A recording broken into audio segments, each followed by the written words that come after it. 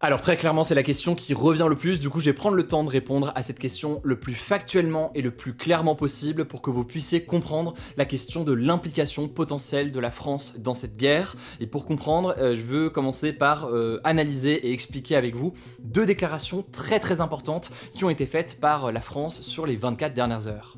La première déclaration, on peut la retrouver dans une déclaration commune qui a été faite entre la France, le Royaume-Uni et l'Allemagne. Ces trois pays qui déclarent être prêts à de potentielles actions défensives. Actions défensives, c'est le terme qu'ils utilisent dans le communiqué, pour, je cite, détruire à la source la capacité de l'Iran à tirer des missiles et des drones. Là, ce que ça veut dire, c'est que la France envisage potentiellement de tirer et de viser des sites militaires en Iran. Alors attention, ça ne veut pas dire que la France va forcément le faire, mais c'est une option qui est sur la table. Et si c'est le cas, évidemment, ça voudrait dire que la France entre réellement et participe réellement à la guerre qui est en cours.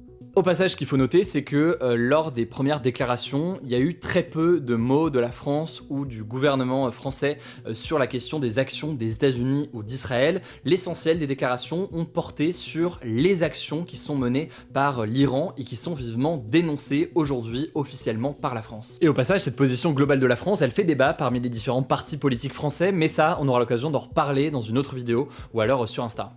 Et du coup là on en vient à la deuxième déclaration qui est intéressante à analyser et après je vais vous expliquer les conséquences. C'est une déclaration là aussi que je vous ai partagée sur Instagram et que je vous ai expliqué sur Instagram il y a quelques heures. C'est une déclaration du ministre des Affaires étrangères Jean-Noël Barrot qui dit que la France se tient prête à participer à la défense de plusieurs pays. Ces pays lesquels c'est des pays qui ont des liens, que ce soit des partenariats stratégiques ou autres avec la France. Alors il cite dans sa déclaration Arabie Saoudite, Émirats Arabes Unis, Qatar, Irak, Bahreïn, Koweït, Oman ou encore Jordanie. Et beaucoup de ces pays-là, en fait, c'est des pays qui ont été visés ces derniers jours par l'Iran. Si on rentre dans le détail, ils sont visés par l'Iran qui officiellement déclare vouloir viser les bases militaires américaines qui sont présentes dans ces pays.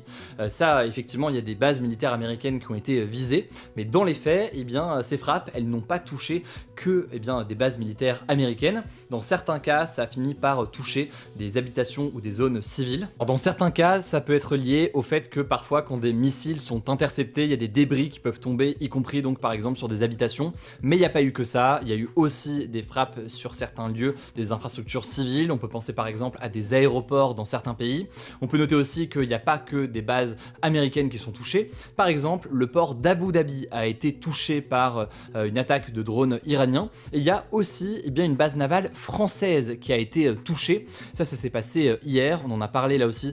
Je vous avais fait un contenu sur Instagram pour vous expliquer ce qui se passait. Maintenant, il faut bien comprendre que la France, elle n'a pas été touchée au-delà de cette base navale où il n'y a eu aucun blessé, elle n'a pas été touchée pour le moment et elle n'a pas été visée au-delà de cette attaque de drone iranien. Résumé, dans les déclarations officielles, la France déclare qu'elle n'a pas participé à date aux actions des États-Unis ou aux actions d'Israël, mais qu'elle se tient prête potentiellement à défendre notamment ses alliés ou ses intérêts dans la région, parce qu'il faut bien comprendre qu'il y a des militaires français qui sont présents un peu partout dans la région, sur des bases militaires un peu partout dans plusieurs pays. Bref, dans les prochaines heures, je vais vous tenir au courant directement sur notre compte Instagram. Je pense que vous êtes nombreux déjà abonnés là-bas. Le nom du compte, c'est Hugo Décrypte. Et puis voilà, n'hésitez pas si vous avez d'autres questions.